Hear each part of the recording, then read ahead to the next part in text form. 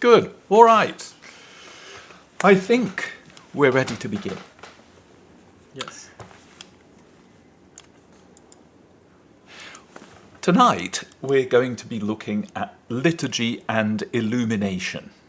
And the first thing that we need to remember as we begin is the fact that light is the very first thing in God's creation. You'll remember right at the very beginning of Genesis, we read, the Spirit of God was moving over the face of the waters, and God said, "Fiat lux," or "let there be light." And there was light, and God saw that it was good. So light is this first emanation of God's creative powers. Jesus himself is described in the... there it is. It's sort of ironic as we begin. Most of the images illustrating this verse include clouds or landscapes or something, when clouds and landscapes hadn't been created.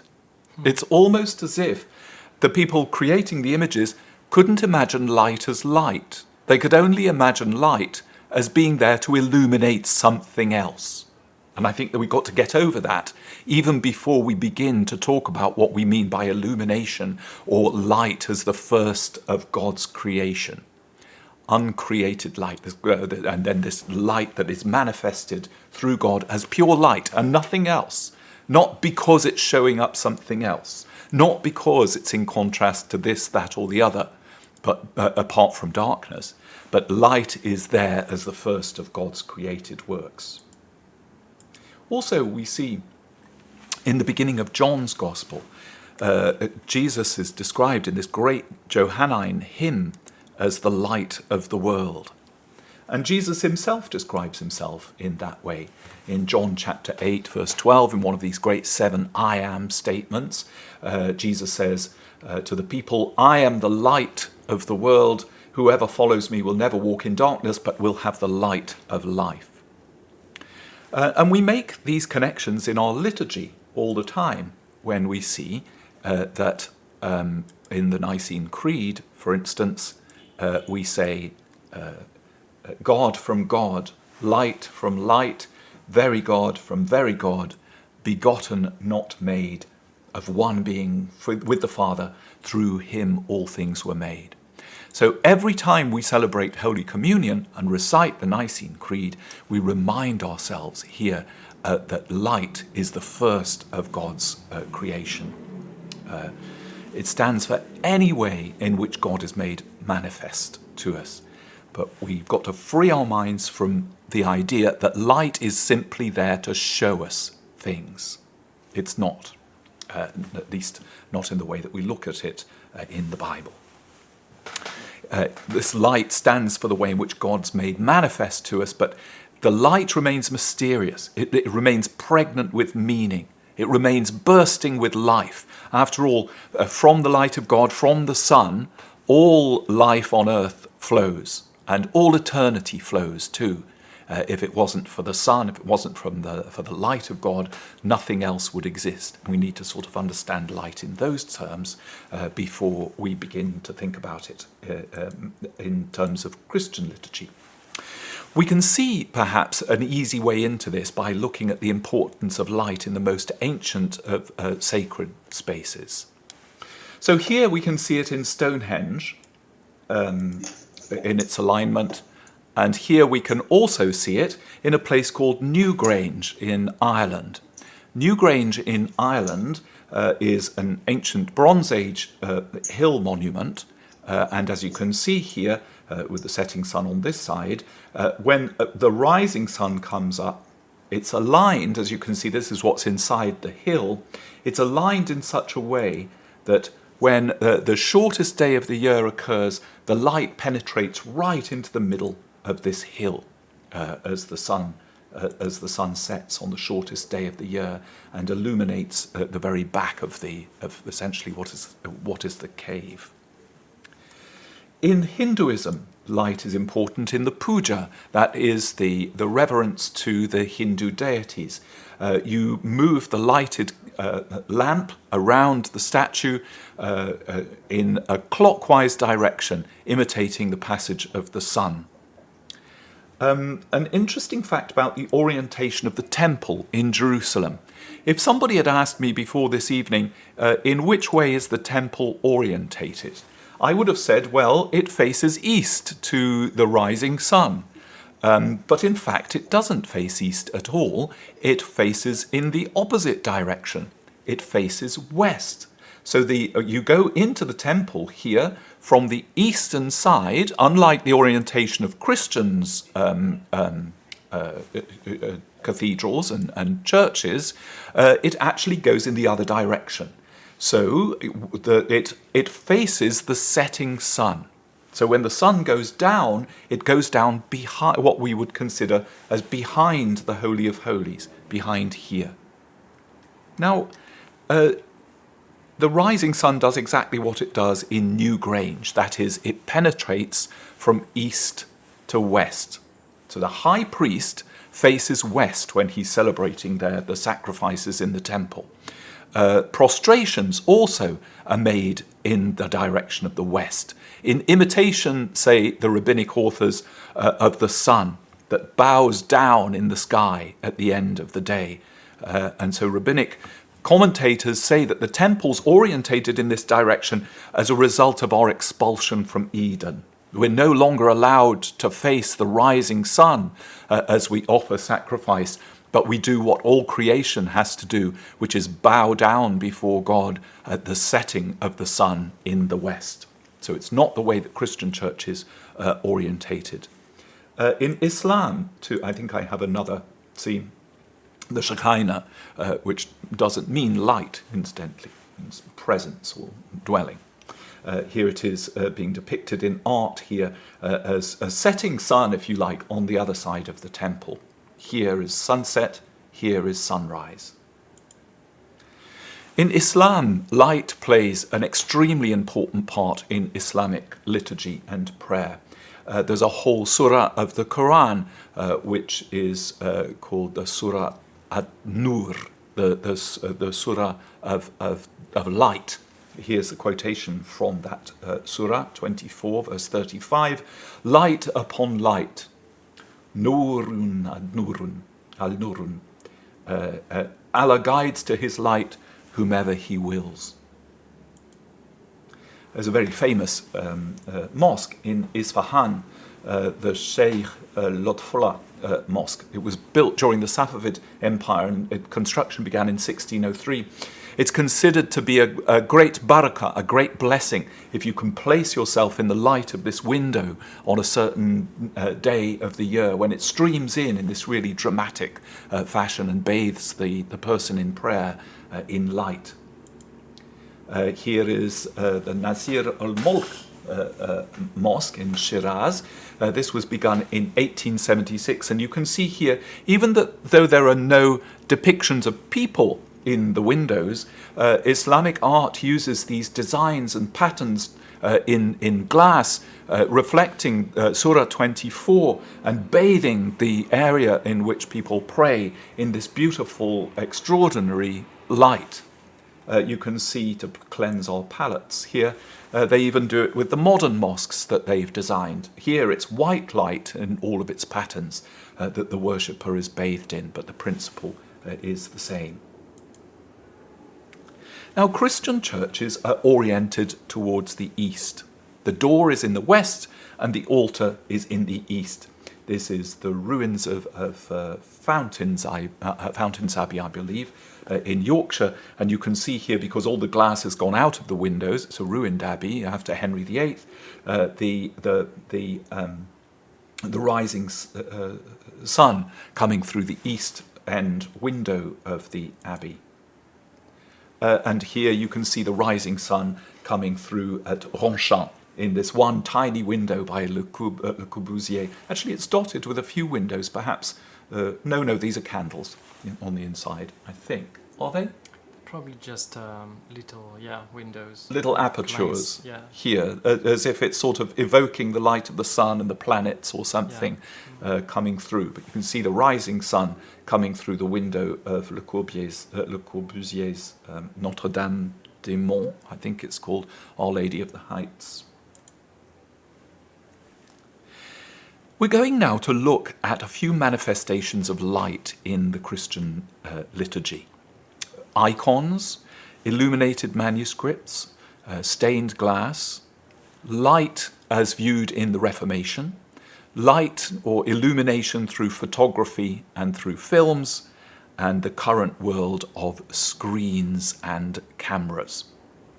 Let's begin very briefly with icons, because I think it would be wonderful to have Nita give us a special presentation on this. I once watched a documentary that she made on the writing of icons and learned so much from that, prayerfully watching it. I think it would be wonderful to have her do that herself. She knows far more about it than any of us do. But just a quick couple of points. First of all, the first thing that one does after preparing the wood on which the icon will be written is to cover it in a sort of white gesso. So everything you do on the top of it is reflecting this, the first light of God's creation, this pure light of God that is going to shine through everything that is then written onto the icon. And then this gold is applied to the icon to make it radiate. So it's a mark of reverence, obviously, a mark of value, using one of the most perdurable things in God's creation in the writing of an icon. But here you can see these icons, especially the one on the left there showing Jacob's ladder, I believe. Is it Jacob's ladder? No, it's not Jacob's ladder. It's the ladder of John Climacus, the ladder of a saint, the ladder of ascent, I believe. This great field of gold that has been laid around the figures and on top of the icon. So sometimes these icons can be covered in gold or silver like this, either as an essential part of the way that they've been made or set up, or this gold or silver has been applied later on, either not just to protect the painting beneath, particularly if it's a very ancient icon, but also to make the icon luminous vehicles of this unfiltered light of God, the first act of creation. And everything is viewed through that light. When one views an icon, one isn't viewing a sort of cartoon capture of an event. One is having a glimpse into heaven where uncreated pure light reigns through all eternity. Light from light, God from God, very God from very God. We'll come back to icons in more detail later, but what I wanted to talk about now a little bit was illuminated manuscripts. When we think of the liturgy and light, we're probably just thinking about candles, say, and stained glass windows. But as we've already seen with this very brief look at icons, light and the liturgy go together in much richer and much more complicated and complex ways. Take an illuminated manuscript as an example. Now, there's a technical difference between an illuminated manuscript and an illustrated manuscript. An illustrated manuscript is decorated with paint. An illuminated manuscript is overlaid with gold and silver and sometimes precious stones. So what you've got on the left, technically speaking, is an illustrated manuscript. Well, unless this is gold here that's been used at the back. Perhaps it is, or even in the flags. We'll see some more examples of illustrated manuscripts in a minute, but on the right-hand side, you definitely have here an illuminated manuscript, because in this medallion here, you can see that there's this vivid, beautiful gold background to it. These manuscripts were used in many, many liturgical ways. They could be used for private devotions, for instance. They could be used in church processions. They could be read aloud in churches. Here's a gospel procession. We can imagine this happening with some of these great illuminated manuscripts of the past. They're also designed to be objects of reverence in themselves, because they contain the Word of God. Therefore, they're inherently holy things. Here you can see one particular one being shown with two chalices either side. You see that they're held in similar reverence, holding the body of Christ, the blood of Christ in the vessels, holding the Word of God in the illuminated manuscripts. Now, we discovered this when we looked at liturgy in the early church, if you remember. The reverence for the Word made flesh led to Paul's letters being carefully copied and then distributed to the emerging Jesus-centered communities of the ancient world. So the written word itself was an object of reverence. Therefore, you can understand why people want to make it, when it's written down, into a luminous, beautiful, radiant, revered object that evokes the Word made flesh. I am the light of the world, contained in these beautiful illuminated manuscripts. Very few illuminated manuscripts survive from late antiquity. Although copies of books that were probably in imperial libraries do survive, but only in copy, carefully and faithfully copied, showing from these very early books that written script and images were woven together in really extraordinary ways. The Carolingian library is particularly rich in examples of this. Now, in the first millennium of the Christian era, these illuminated manuscripts were usually Bibles. And the Book of Kells, here on the left, the Irish Book of Kells, and the English Lindisfarne Gospels, here on the right, are good examples of this. These are extremely complicated, pulsating, vibrant, Celtic, Anglo-Saxon manifestations of this idea that illumination brings the Word to life and allows the light of God to shine through those words. The production of these manuscripts really took off in the Romanesque and Gothic period, including not just Bibles, but this is Lindisfarne. I'm sorry, I think both of those are from the Book of Kells. You can see the style of it, this very tight curled thing here, almost impossible to read, actually, really difficult to find what it says. But there are words in here, down here, but that doesn't seem to be the primary object of it. And here we can see in the Lindisfarne Gospels, they're slightly easier to read, and the decoration has been sort of put in a table form here with no words on it. It's simply the cross. But here on the left-hand side, you can see that the decoration is slightly more separate than it might be in the Book of Kells, where the words seem to be part of the decoration. I can put it that crudely. So as the period went on, the Romanesque and Gothic periods went on, this included not just Bibles, but psalters, books of hours, prayer books, little devotional cards with pious images and stories of saints on them. This is the Copenhagen Salter, and I thought this was an excellent example of illuminated manuscripts, because can you see this great field of gold behind here? Here we have Mary and Elizabeth greeting each other, and with the fruitful trees in the background, you see. On the right-hand side here, even the stable wall becomes an illuminated field behind, shining, gleaming behind the picture. Here we can see the three kings with Herod. You can see the photographer has captured it here with the gold shining in this extraordinary way. But if you move around, if your head moves as you look at these illuminated manuscripts, you're going to see this shimmering and flashing in the background, as if it's shining out at you, as if these rays are penetrating you as you read it. These liturgical objects then give the impression of being almost alive in themselves. They're not just practical ways of recording the words of the Bible or prayers so that they can be read aloud conveniently in a meeting, in a church meeting. Before we talk about the illuminated aspect of the text, there's a wonderful story that's told about the Bible that was used in the enthronement of the Archbishop of Canterbury.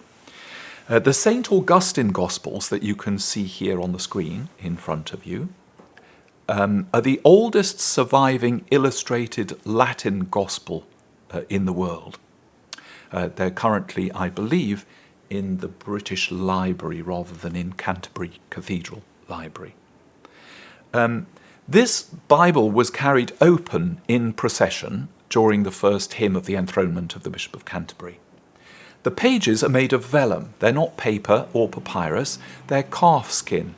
Calf skin was prepared very carefully by scraping off the hair and scraping off the fat on the back, so that all you were left with essentially was the leather, the vellum. But when it's exposed to air, especially if there's moisture in the air, the pages begin to bend in the direction of the hair side of the vellum. So in other words, they begin to curl. And apparently, as this Bible was processed down the aisle, open, by its keeper at the British Museum, he wouldn't let a cleric carry it down the aisle, it was processed open, and the pages began to move with the procession. They began to crisp up as if they were responding to the hymns and the people that were around them. He said it was almost as if I was carrying a living thing. Now, when you open an illuminated manuscript to a page that's decorated in gold, you have this startling experience. This gold not only gives honor to the words and the stories on the page, it sort of radiates with light. And if you look very carefully at an illuminated image, you can almost see your own reflection coming back to you. The page comes alive with your own face that's reflected in it. And it reminds us of those words of St. Paul, now we see as through a glass darkly, but then we shall see face to face. It calls us in because we see our own reflection in this beautiful illumination, in this wonderful light. It wants us to draw us in. And that's a beautiful way of thinking about these illuminations. It's not just pretty or valuable. There's a living aspect to us that brings the light alive. Here you can see a Psalter on the left-hand side, and here on the right-hand side, an Annunciation. And once again, strawberries. We've seen that several times before. I want now to talk a little bit about stained glass. We often associate stained glass with the Gothic period in the West because of the wonderful stained glass windows in Chartres, for instance, and elsewhere, and Notre Dame and other Gothic cathedrals of the High Middle Ages. But actually glass is much, much older than that. It's a very ancient invention. People believe that it was invented in ancient Egypt rather than Mesopotamia. They certainly had enough sand to go around. They may have discovered it when lightning struck sand. That's one of the ideas of it, and left these great glass shards in the ground. Here you can see some little glass drinking vessels in the shape of lotus flowers on the left. Here you can see what could be a little faience or glass ointment container. Here you can see what might be earplugs or decorations of glass, and there you can see some ancient Egyptian glass blowers at work on the bottom right-hand side. So glass had been around for a very, very, very long time before it was used in the great medieval cathedrals. It was only with the discovery of the pointed arch, actually, in the Gothic, that these vast areas of wall space became available for filling with coloured glass. Before, in the Romanesque period, the walls were very solid. You couldn't cut them away because it would cause the building to fall down, but the pointed arch allowed these great expanses to become available. In the Eastern Church, windows were sometimes glazed, if you want, with alabaster. Here you can see 2 alabaster windows, as well as coloured glass. It makes a rather beautiful effect, I think. Sometimes it looks like fire when you look at it, or fire and smoke. It's beautifully done. In ancient Egypt, alabaster was also cut very, very, very thin for similar purposes, with lights or candles or brightly coloured oil inside them. Hagia Sophia, if you've ever been there, is a good example of the play of light in that building. Underneath the dome, there are these wonderful windows that make it look as if the dome is actually floating above people's heads as the first creation. You can't help but think of Let There Be Light if you look at pictures of Hagia Sophia and its dome. Now, archaeological digs in the north of England, in Monk Wearmouth and Jarrow in northeastern England, have uncovered hundreds of fragments of coloured glass and lead. We know it must be leaded windows because the lead has been discovered with the glass. These monasteries were raided by the Vikings and wrecked and rebuilt later, but these fragments of stained glass remain from the earliest period in the 600s. So the practice was very well known in a really early Christian context in northern Europe, extreme northern Europe in this case, very soon after the conversion of that part of the world. These windows are not original. The glass is original and the lead is original. Nobody knows what they looked like, but they've been reconstructed either in abstract form on the left or on the right-hand side in the Mary window, using the blue glass that may have been for that purpose, nobody knows, to make a modern window out of the glass that those monks used way back in the 600s. That's some of the earliest examples of stained glass in Europe. Now, stained glass, as Joris remarked to me the other day, is almost like the iconography of the Western Church. And if you look at some of these early stained glass windows, you can see they're almost like icons, but in stained glass. I know the process of producing them is very different, and some of the things that they're going to depict, even in Chartres or places, are going to be different because they'll be depicting the people that made them, depicting the carts, depicting the people making bread, depicting those who sort of put the cathedral together. But let's just think of them this way for a minute. These earliest examples of stained glass are rather like icons. The pictures aren't there to communicate an emotion or to narrate a story as if they were some sort of movie still caught in action.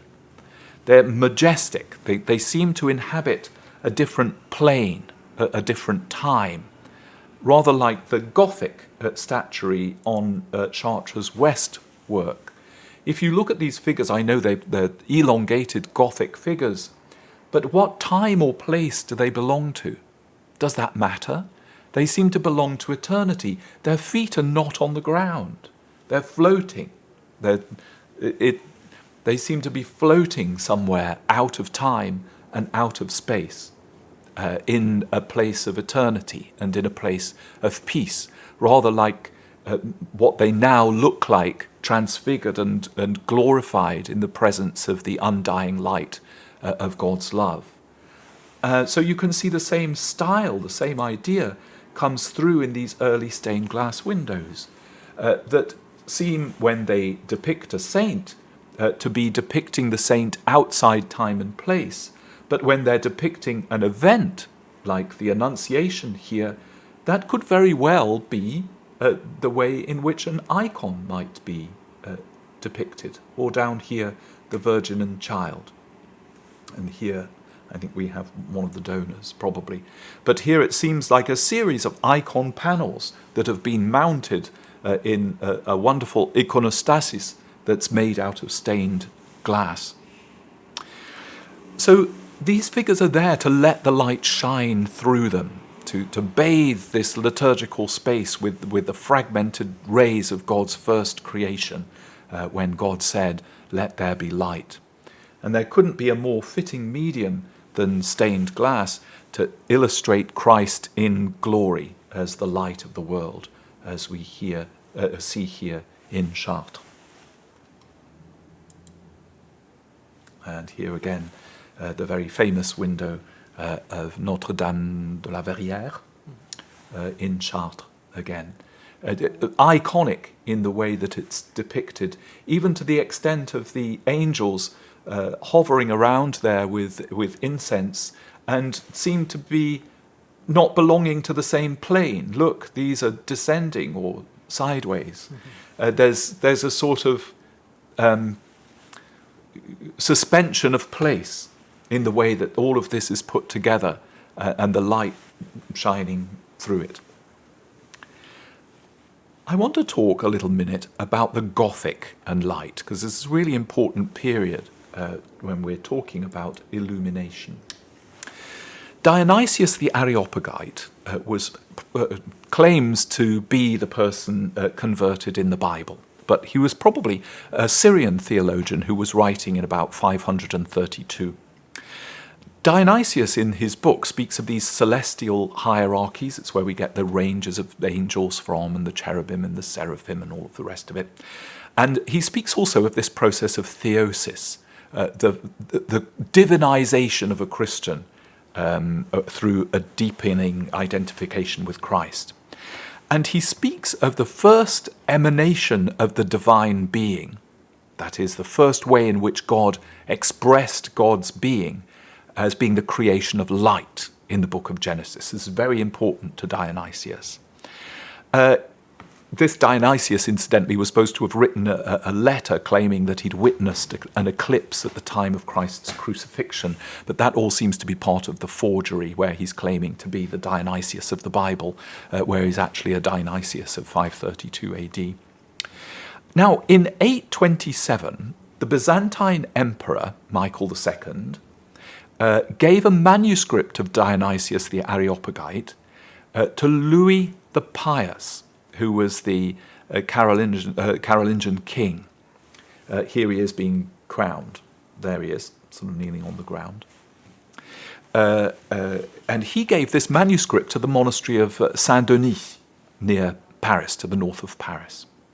Now, the Abbé Suger used Dionysius, this very copy, to explain how this new cathedral that he was building was going to draw the soul up to God. So he drew light into the building, and this light that he pulled into the building, into that cathedral, was an expression of the link that existed between the material world of the cathedral and the celestial world of heaven. Before this, Abbé Suger's church, we'll come back to that in a minute. Here it is. Here's the westwork. You can see the westwork has remained largely Romanesque. Rounded arches. It looks quite solid. It's sort of almost a curtain wall that's been pierced. The rose window, if it was in a Gothic church, would be occupying a much bigger space. But here it looks like a pierced hole. So the westwork has remained mainly Romanesque, but the east could not be more Gothic, and it was pioneering in its time. Beforehand, the ambulatory here looked like a series of separate poky little rooms. People say that the Romanesque was designed for sound, echo, like the caves of Lascaux or some of those places, and the Gothic was designed for the light.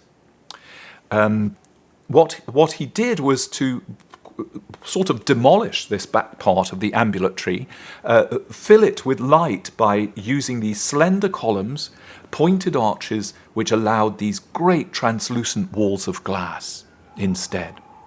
Now, why did he do that?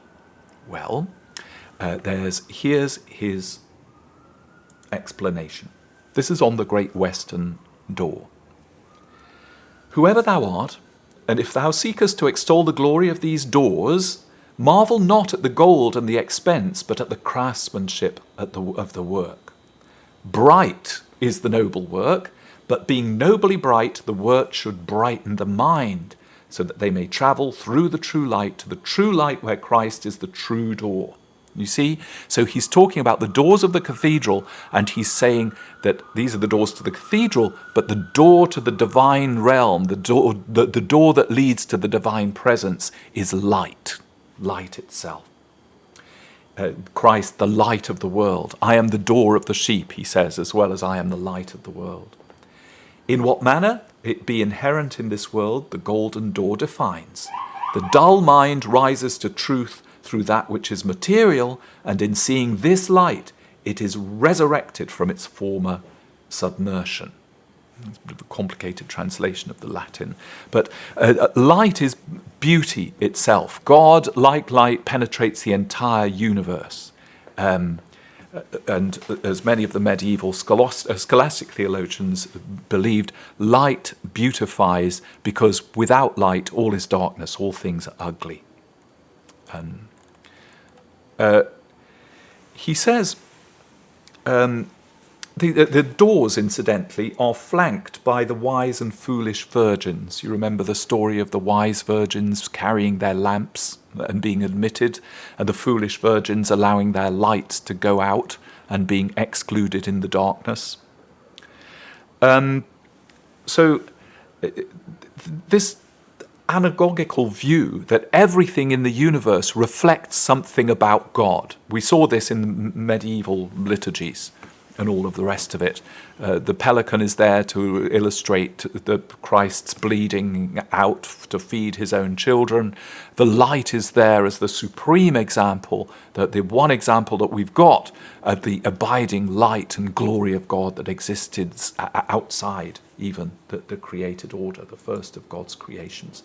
Here you can see there the ambulatory and this wonderful way in which the walls have been pierced by Abbé Suger.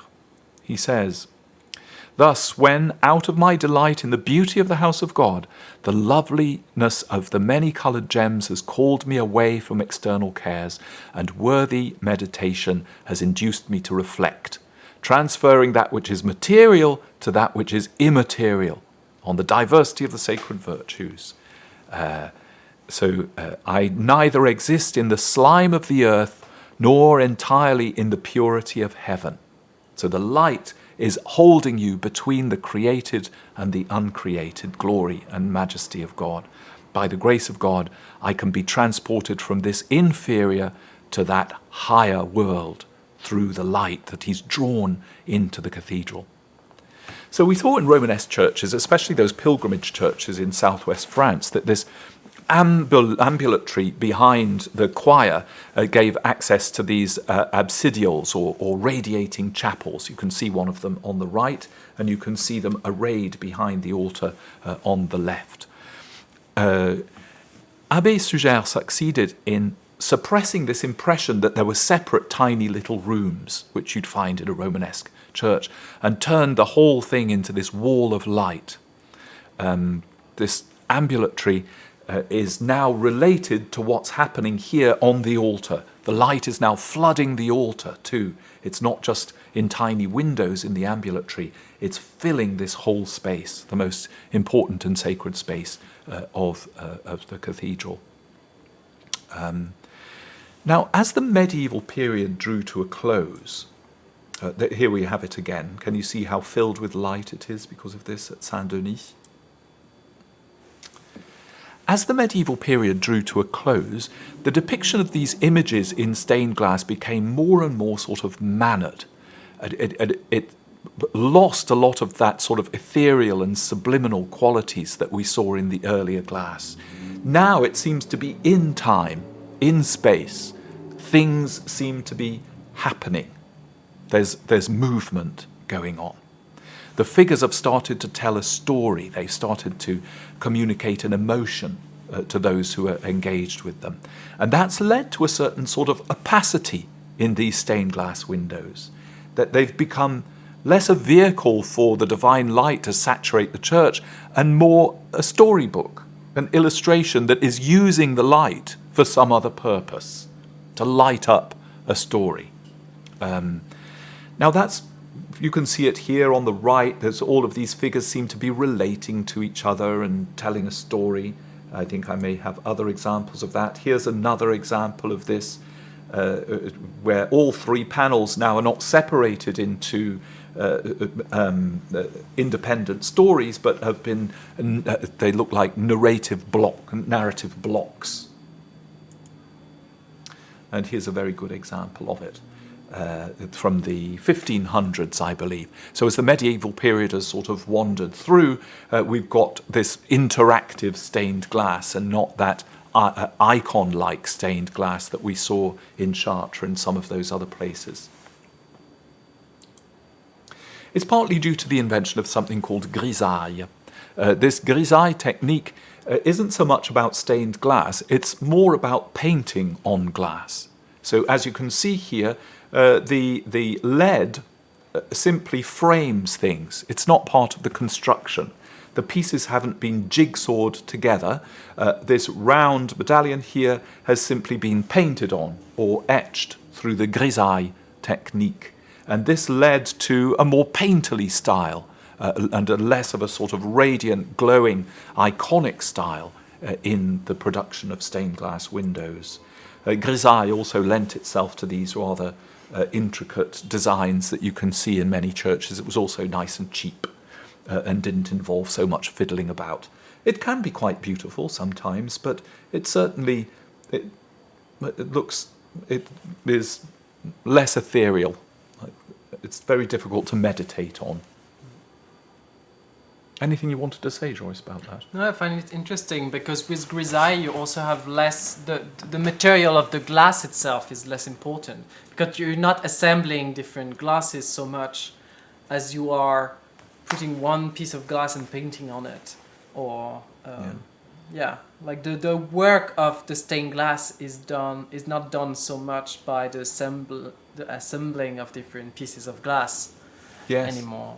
And you can see here they feel a bit guilty about it because they've made it look as if the Grizzaria is actually lead. Yeah. There's something slightly dishonest about it. Yeah. They're pretending it's faux, faux stained glass. Yeah. Now, modern stained glass sometimes resists that tendency to the narrative, and is trying to reintroduce mystery into the liturgical space. On the left, you can see the Sagrada Familia in Barcelona, which is almost finished. It's really worth looking up those pictures, actually. They're extraordinary. It's beautiful. You can see the windows are abstract, but light is allowed to be light again. It's not being used to light up a narrative. It's drenching the whole place, a bit like we saw in the examples of the mosques. It's drenching the place in the uncreated, in the first creation of God. On the right-hand side there, you can see Coventry Cathedral, the old medieval cathedral was bombed in the Second World War and lies in ruin, but they built a new cathedral in the 1950s, and you can see here the east window, which looks like the rising sun here with the shattered lights all around it. And in fact, if you walk into Coventry Cathedral, there are stained glass windows either side, but all you can see from them is the light. You can't see the stained glass windows themselves because the mullions between the windows, you can see it here on the left, are raised. Can you see that? And pointed slightly towards the direction of the altar. So as you're walking down the aisle in Coventry Cathedral, it just looks like a wall and you don't know where the light's coming from because the place is bathed in light, but you can't see any windows. It's only when you get to the altar, to the front, and look back that you see just how this effect has been produced. So it's an evocation of this light from light. Begotten, not made. On the right-hand side, You can see an example from Rio de Janeiro. This is the Roman Catholic Cathedral of Rio de Janeiro that's using some of these same techniques to build out of light a sacred liturgical space. Now, I think that's all I have to say for the moment on stained glass windows, and I'm going to let Joris take over for our next discussion, which is going to be light and the Reformation. So we're going to swap seats. I'm sorry, because I'm going to have way more boring pictures, because we're going on in the dark ages of stained glasses and dark ages of, which is this one is this one. That okay. one's this one. And yes, a big change in the understanding of what light is and how it relates to the spiritual life. So I'm going to talk first about the Reformation and try to give you some insight into the way the reformers, Protestant reformers, have understood light and how it relates to Christian worship. And then I'm going to talk about lead from there to today and what we've been doing with the camera lens a little bit and through photography and movies. So as you know, because you've probably followed also other courses on the Reformation and all of this, the Reformation came to light, understood light through quite a moral lens, if I can say. So the Reformation has some form of political and social agenda that used light as an image, a metaphor, to signify a form of purification of society, of worship, of manners, of all different aspects of the Christian life. So in religious speech, light became strongly associated with a one-sided moral dimension. So it became the good light, the white light too, as we will see. So the way in which the reformers and the early Reformation understood light and it continued on with the secularization was quite different from the medieval one that Nigel showed us. But you can see the link, though, with the late medieval period, with this more and more narrative type of stained glasses. So you can see that there is this historicization of the spiritual life and a form of reduction also of the spiritual experience to what is out there. For the reformers and for modern thinkers like the philosophe and most of French classicism, light was closer to a capacity of the mind than a reality in itself. So it becomes less and less a creature, the first creature of God, which is still very present in all of these stained glasses and the fact that it leads you to this spiritual experience, and more a faculty of the mind, a capacity of your mind to understand reality. And so light becomes associated, for instance, by Descartes, so one of the great rationalist philosophers of that period, with the very quality you need to understand reality properly.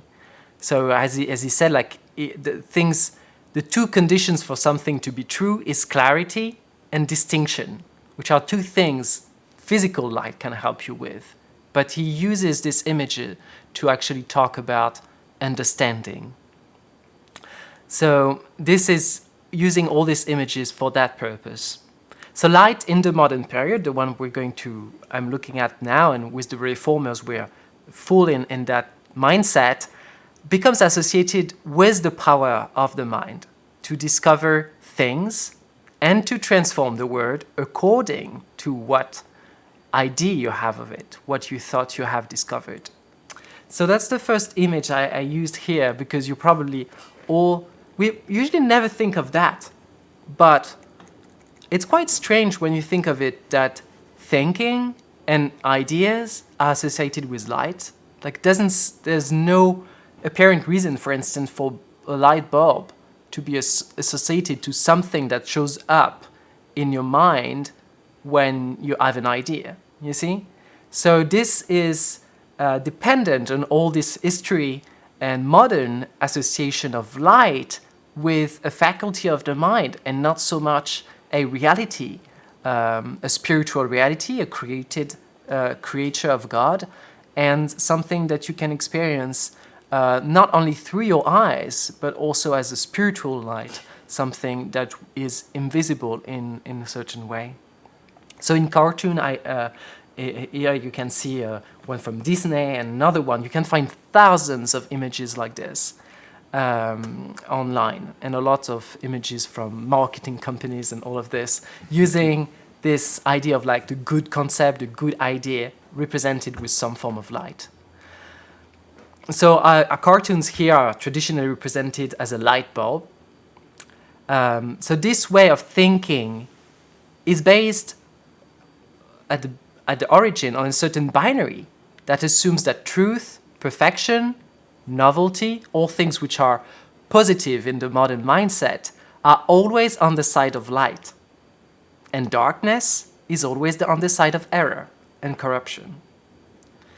So you see how this is disembodying light altogether. It's creating it to a concept that's really binary and that chooses one part of the binary.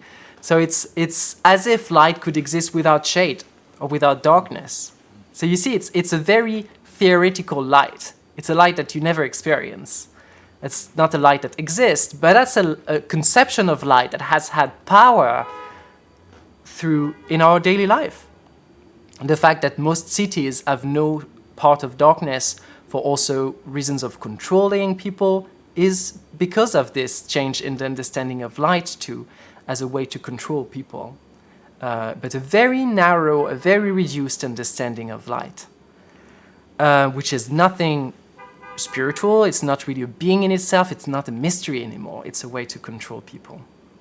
So this moral understanding of light is the most present for us as moderns and postmoderns even so, and it has supported real, I think, evil binaries and processes of oppression of all forms.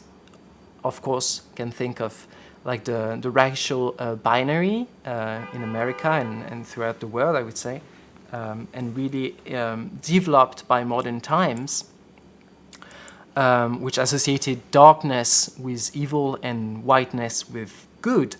And this is overlapping with all this modern understanding of light as something purely ideal. So in modern thought, darkness is and light took on a moral meaning that it didn't really have before. It could be associated to certain form of goodness, like when Christ is coming in, like in the Gospel of John, but really dwelling on and like really going deep into this binary and choosing one side could be seen before in some Gnostic movements, but really developed and had more and more technical power to implement itself in the modern period. So it has totally eclipsed some form of mixing, of complexity, of the merging of light and darkness altogether that we couldn't find before. So this positive and somehow moral understanding, because it's purely ideal experience of light, is exclusive of the different shades possible, the different colors too. And as we saw in the course when we talked about the colors, the reformers really despised colors for most of them, except some Lutherans actually accepted them. But for most reformers, colors and light and shadows and shades and this space was considered kind of mixed and dangerous and not proper for Christian worship or Christian life. So you can see it really at play. Oh, that's many computers. In the evolutions of, for instance, a Gothic cathedral or a Gothic church like this one, I think it's the Westerkerk. No, it's in Haarlem in the Netherlands. Ooh. Haarlem in the Netherlands. So the interior of St. Bravo Church, so which was built in the medieval period and had probably a lot of beautiful, colorful stained glasses. And with the Reformation and the iconoclast movement, most of them were shattered into pieces and replaced by really plain grisaille or really just simple glass. So you see, and the old experience, the walls also, if there were paintings, were covered up with, how do you call this thing you put on the walls? Whitewash. Whitewash, yes, de la chaux. So you see, this is creating a total different experience of light in the sanctuary, because there is no longer these different colors that are showing and coming on the people, to the different colors that of the stained glasses, which are actual stories from the Bible, which are shedding their lights and shedding their rays on the congregation when it's gathered and praying. So here, nothing of that happens anymore. There's only the pure light, which becomes the natural light. You see, there is this reduction of the light in the sanctuary itself to, as much as possible, the natural life and the white light of the sun, which becomes the one only interesting and appealing star, and the only really the center of the concentration of power, and really shining through the whole sanctuary. Even the candeliers or the different chandeliers that were used in these churches would be also like quite oriented towards lightning and not so much about like fioriture and trying to express something symbolic. So the presence of the light in the sanctuary is quite a form of like totalitarian light. You see, it's one expression and one thing that goes through everything. There is no nuance, no color. Nowhere to hide. No red height, yes. Up. So in many Reformed and liturgical churches today, I'm just going to talk a little bit about how light is still being used. So you saw in the 17th century with the church in Haarlem, but today it's still we're still in evangelical and Reformed churches. I say we because I used to also belong to a Reformed church in France. Very much working on this paradigm of like light being understood in this very modern way. So it means that in Reformed and evangelical churches you would see white light used in a very precise way. That is contrary to medieval or Orthodox churches, where light is not light in the Orthodox and medieval churches, light is not something pointing to something precise. You know, it's imbuing, it's really impregnating the space, it's really omnipresent through the objects itself. It's not something purely ethereal. But in the case of the evangelical and Reformed churches, usually light is here to pinpoint, to show you something. It's here a bit like in the late medieval stained glasses to illustrate, literally, to illuminate something, but not from inside, really as more like it's spotting something. So it's really different from a very incarnational understanding of light that you could still see in medieval stained glasses or on the icons when they're shining, or the illuminated manuscripts that Nigel talked about. So it's usually purely directional and functional in real Protestant Reformed sanctuaries and places and temples. So light is there to teach you something, and you see it's kind of in keeping with all the Reformation ideals about light coming in after the ages of darkness. So it's here to teach you something, and it's usually here to so like in this example, to shed light on a theological concept. Here the concept of the salvation by the cross of Christ, which is symbolized usually by a wooden cross. So here I think I have another picture. So you see light here. It's also a good example. You have the pulpit, la chair, and the cross. So the Word of God and the cross here. And the light you see here is just here to highlight the cross.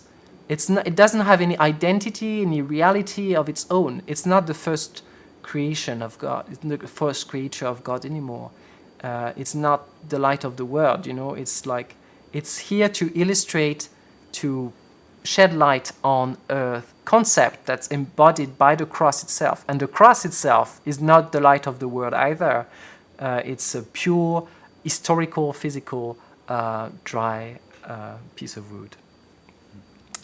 So, yes, it's very different from a golden cross, for instance, that would also reflect the light of God. So we will be in a set brass or any form of metal or glass, I would say, that will also reflect the light of God and really embody this teaching of the Gospel of John.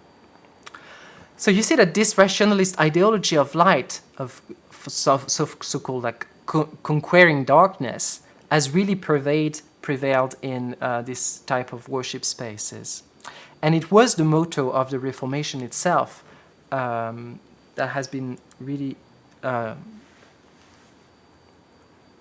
used by a lot of different colleges later, but most of all it was also the motto of the city of Geneva in Switzerland, which was the hub of the Protestant Reformation. It was also the motto used by Calvin. So here you see on a coin of the city of Geneva, post tenebras lux. After the darkness, here comes the light.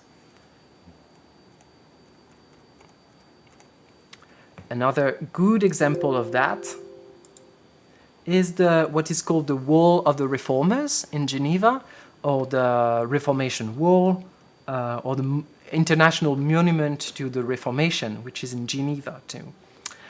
Which was, I think, created by the same sculptor as the Christ of Rio de Janeiro. Oh, yes. Yes.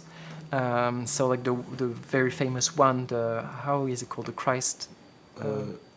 I can't remember. It's gone out of my head. Anyway. Yeah. You Christ know. Yes. Christ the Redeemer. Christ Redeemer, yeah. Mm-hmm. So here you can see on the wall, you see on the wall too there's I couldn't take, it's very long, so it's very difficult to have a picture that takes everything into it. So you can see post tenebras lux is written on this very white wall. You see no colors whatsoever, statues but no colors, and post tenebras lux, light after darkness. So this speaks to the Reformers' poor consideration of the many traditions of the church that came before them, and the fact that they considered these traditions corrupted and darkened in a certain way. So the light in question for the Reformers is always white, as you can see here, and as we talked about in the other course.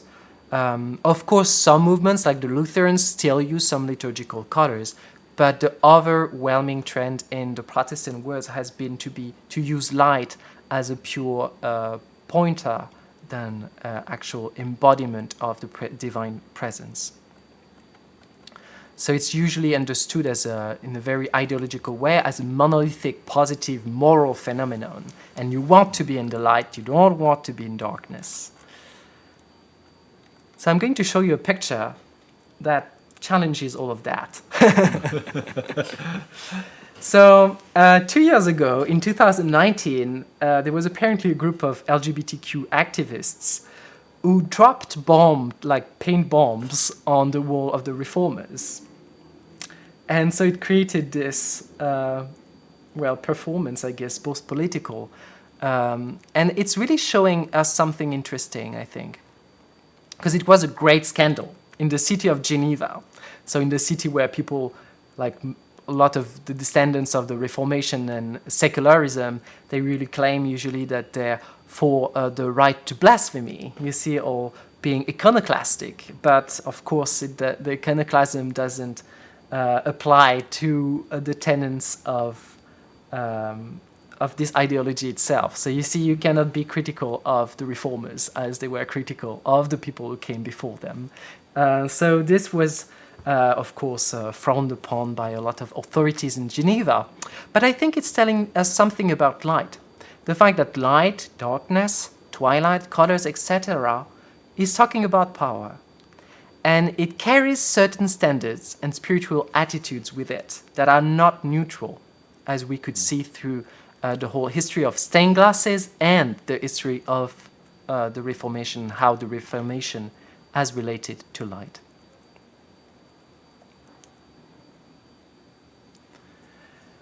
So I've talked of the Reformation in a general way too, but I'm just going to have a look at like the way I said like colors have came back somehow in the Reformation.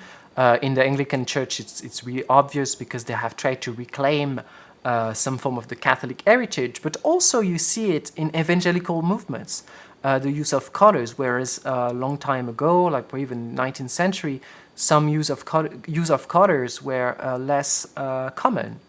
And in Reformed tradition in France, for instance, was not so common either.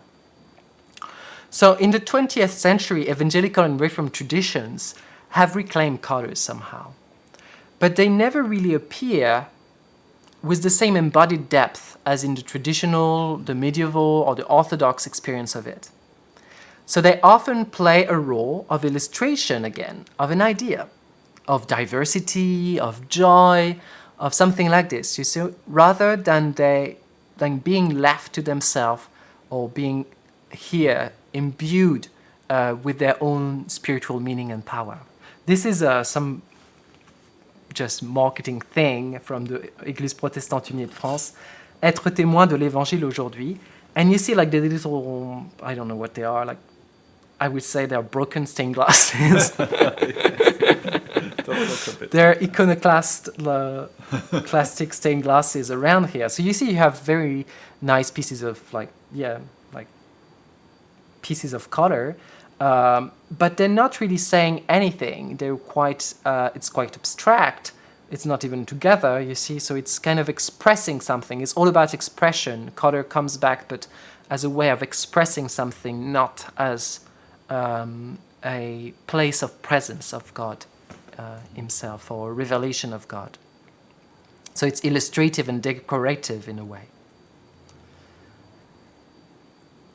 I put those on yes. the slide. Oh, great. Yeah. So what I was talking about, so all of this evolution of the presence of light colors in Protestant worship has also happened in hymnody. And we're really interested in hymnody at Saint-Esprit, of course, because of the hymnal project. And we've come across these questions when we were going through Protestant hymns and looking for good hymns or hymns that we thought would be in reflection and really embodying our spirituality here at Saint-Esprit. So this evolution you could see in sanctuaries, in iconography, in theologies is also happening in hymns. The more low church an hymn, the more it will rely on a very simple conception of light as a symbol for good, or something that's here to point to what is good. You see, so it's not going to be a complex understanding of light in those type of hymns. So I'm going to use two hymns to show that. One that you probably know, which is Immortal, Invisible God, Only Wise, in light inaccessible, hid from our eyes, most blessed, most glorious, the Ancient of Days, Almighty victorious, thy great name we praise. And resting and hasting, and silent as light, no wanting, no wasting, thou rulest in might. Thy justice like mountains high soaring above, thy clouds, which are fountains of goodness and love.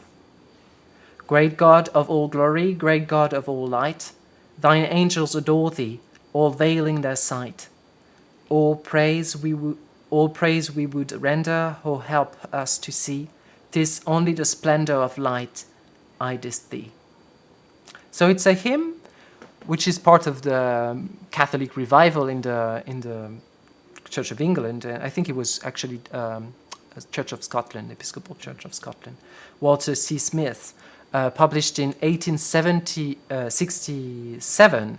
So you see, it's part of this reclaiming of a traditional understanding of the role of light and pedaling back from the Reformed understanding and conception of it. And I'm going to show you a different hymn that's quite a different understanding of how light, the image of light works and how it helps us relate, or the reality of light helps us relate to the one God. Lord, the light of your love is shining, in the midst of the darkness shining. Jesus, light of the world, shine upon us. Let us free by Set us free by the truth you now bring us. Shine on me, shine on me. Lord, I come into your wholesome presence. From the shadows into your radiance. By the blood I may enter your brightness. Search me, try me, consume all my darkness. Shine on me, shine on me. So I would just like to... My least favourite of Yes. all choruses. Partly for those reasons. So on one side, the first hymn, which is more a traditional hymn and a more orthodox hymn too, we have a very complex presence of light. You see? So it's qualifying God, immortal, invisible, God only wise, in light, inaccessible. So it's a light, but that's inaccessible. So what type of light is that? You see? So it's not a light that overflows everything and controls you. You see? It's quite a different form of light than in the second one. It's also used to and compared to silent as light. So you see, there are also this synesthesia there. So light and hearing are coming together. So it's trying to depict light, not only through the natural physical light.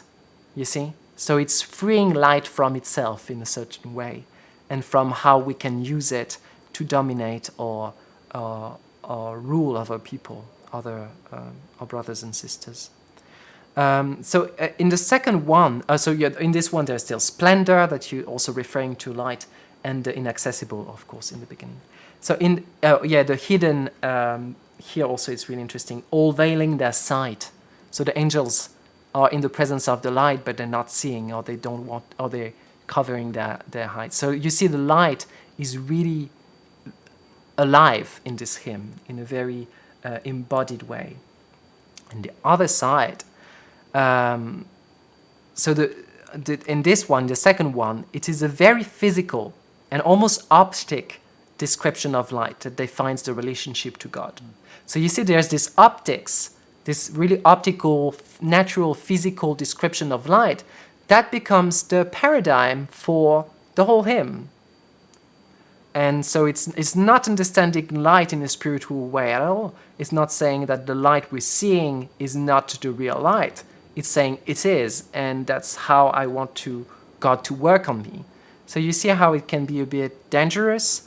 Because the physical experience of light is used to the very scientific dimension of light is used to define the spiritual life.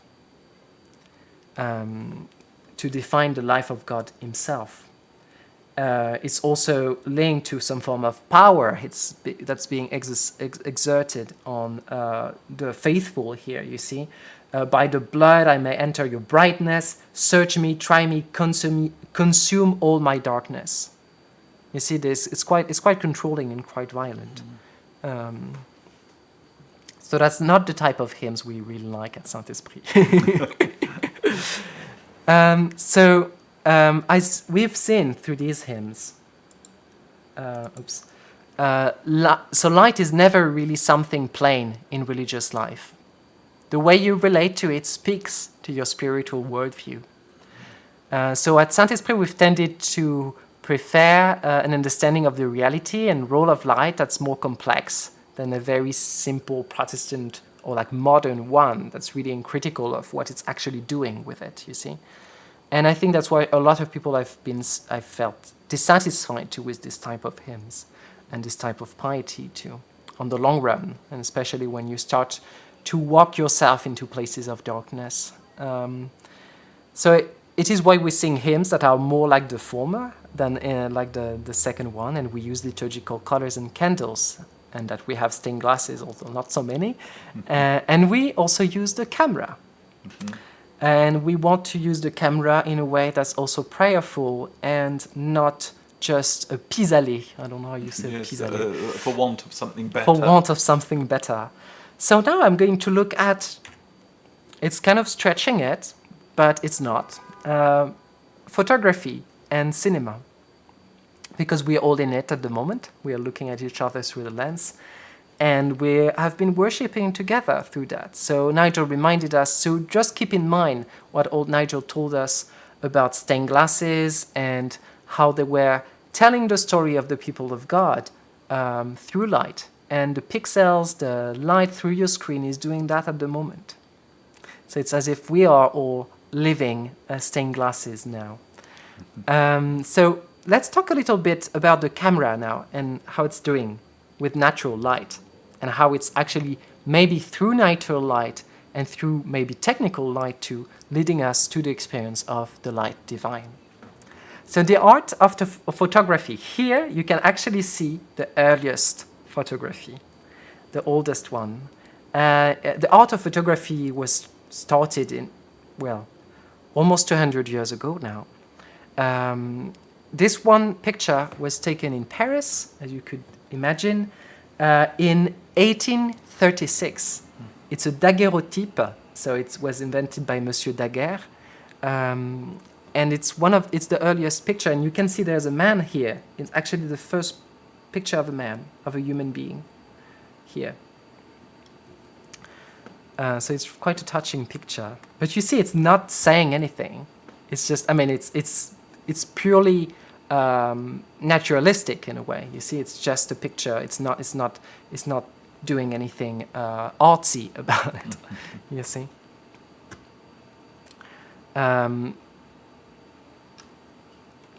So what is photography? I'm not a specialist of the topic, but what I could get from photography and the classes I had in physics about that when I was in school, that is basically memorizing the way light was at a certain moment, and how it gave light and lit colors, persons and landscapes at a certain moment. So of course it was, the techniques of it have evolved, but it's still doing the same thing, and the camera here is actually doing the same thing. It's giving you the light and conveying it to you. So at the moment when photography was invented in Western Europe, it was also the heyday of painting, as you probably know. All the famous painters of the 19th century in France, I mean, the same neighborhoods they would live and all be together. So people were not a bit nonplussed with it, as you can see. Like, it's when you can have actually a painting in color, expressing movement, expressing feelings, expressing a style of an author, to have something quite boring like this type of picture is quite disappointing. So photography at the beginning was considered something not as noble and as worthy as painting, and a lot of photographers had a hard time, and the beginning of cinema also had a hard time because of that. It was thought as a bit too commonplace, not spiritual or artistic enough. So it was mostly reproducing what was out there, without colors, of course, but also without the movement and all of this. So now, if we talk about that, it is because I think we could maybe use and relate to this earliest photographers and cinematographers to go through and try to re-understand our situation of the moment with the camera in the light of the challenges of these four fathers of ours. So who, I think, today amongst us could actually deny that photographs, movies, can convey religious experiences or a sense of awe, a certain feeling of presence, photographies and movies can put us in the presence of God, like an icon does in a certain way, like a statue could do, or a painting. So what we are learning at the moment, I think, is maybe a bit similar to these first generations of humans who learn how to relate to photographs and movies. And we have to learn it through our worship, so it's also quite of a challenge. Many of them have used these medias to talk about their religious and spiritual experiences too, as photography and movies developed. And their works, like stained glasses, can also lead us to, and led to a form of experience of the way and life of Jesus. So I'm going to show you a couple of pictures that are embodying this spiritual dimension of photography, which might be So it's of course not an icon, but it can be imbued with a certain presence, yes. So, and lead us to a contemplation of the reality of the kingdom. So this is a picture which was taken in Yemen during the Arab Spring. I think it was in 2011. It received an award, the World Press Photo of the Year, in that year. It was taken by a Spanish photographer, and so I mean it's a tragic and beautiful picture. I can tell you that they're all better now. They're all well. There are pictures of them now, and they actually went back to the same place, and they're smiling. And so it's a mother with her child, a son, and so it was kind of understood as and reread through the whole history of Western iconography as a form of Islamic pietà. So you can see the Eastern women here dressed in niqab, and a son who is suffering.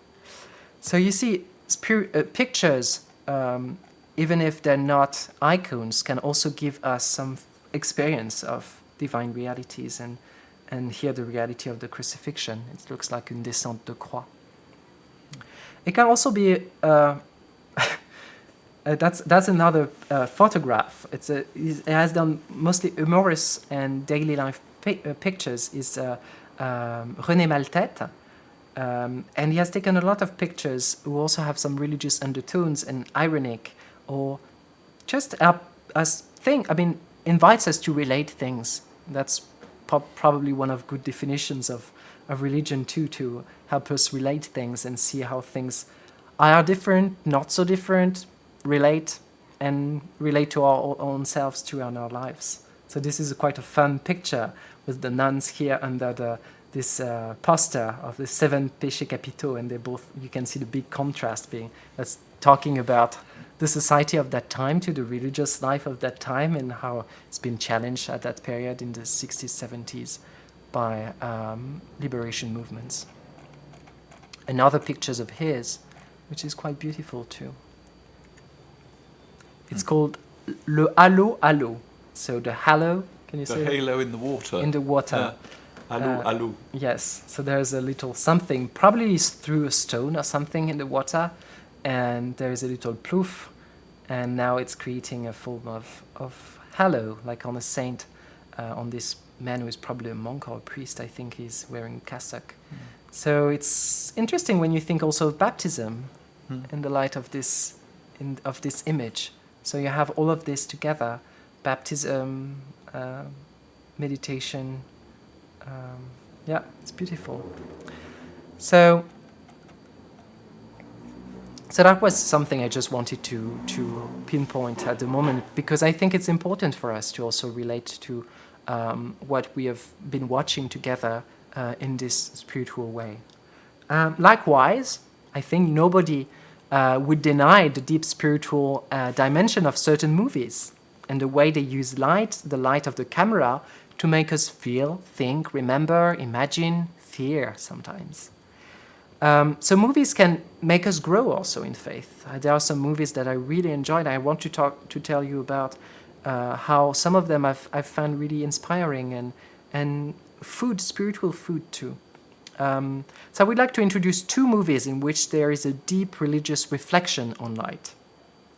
There are other good movie makers who have really reflected on religious life, like Bresson, but I'm going to talk about a recent one, which is a French movie called L'Apparition, The Apparition. It's on, I think it's on Amazon Prime, if you have it at the moment. It's by Xavier Giannoli, and the other one is going to be The Night of the Hunter, that you may have watched, from 1955 by Charles Laughton, British movie maker. So L'Apparition, I just put two pictures here, you see. Like, just by looking at that, it's the story of a young visionary here, Anna, and it's the story mostly of the person who is going to investigate on her, and who was a photographer. And so you also have all the deep reflection on photography and movie making, because he was himself a photographer, but his partner, who dies in the beginning of the movie, I'm not spoiling anything, was actually filming. So he was filming events in the Near East, and he died. And so the movie starts with this, and then this person here that you see here, who is played by Vincent Lindon, is asked by the Vatican to investigate. He's not Christian, and he's sent to investigate on this new visionary who is Anna, who says that she has seen the Virgin Mary. And so the whole movie is also a reflection on reflection and on light and apparition, vision, photography, iconography too. There's an icon that plays a big role in the movie. So all of these themes can be woven together in cinematographic reflection and meditation. And I'm always surprised when I look at this movie, because it's such a beautiful one. You see, this one moment when she talks to him, there's too much anger in you to accept what I saw. So this movie is really asking you to reflect on what he's seeing. Is it physical? Is it spiritual? Can it happen through a movie? Did she really see it? Do I really see it? You see, all these questions are woven together in this movie. Now I'm going to talk about another movie that you probably know and you've probably watched. It's really accessible too. It's The Night of the Hunter. The Night of the Hunter is one of my favorite movies. It's a black and white movie. It was done in the 50s. And it's the story of this horrible preacher. I don't know how to depict him. I can't remember his name. Reverend Powell. Power, all this behind that. And he is a pervert. Like he's going from houses to houses, trying to marry widows to inherit the money, and he tries to kill them. So, but he comes across this woman who has 2 children, and there's the whole flight of the children away from this oppressive father-in-law that they have now, who is a preacher and has, on one hand, you've probably seen that before, on one hand he has love written, and on the other hand he has hate. And he tells this story about the fight of hate and love. And so the whole movie is based on this binary and how it's trying to criticize it through the process of movie making. That's what is beautiful about it. So here you can see a picture. You have one of the child who is fleeing, and the man, the evil Reverend Powell, on the horse here in the dawn. So things are always kind of set in this binary, but the binary is always criticized. Things are never fixed.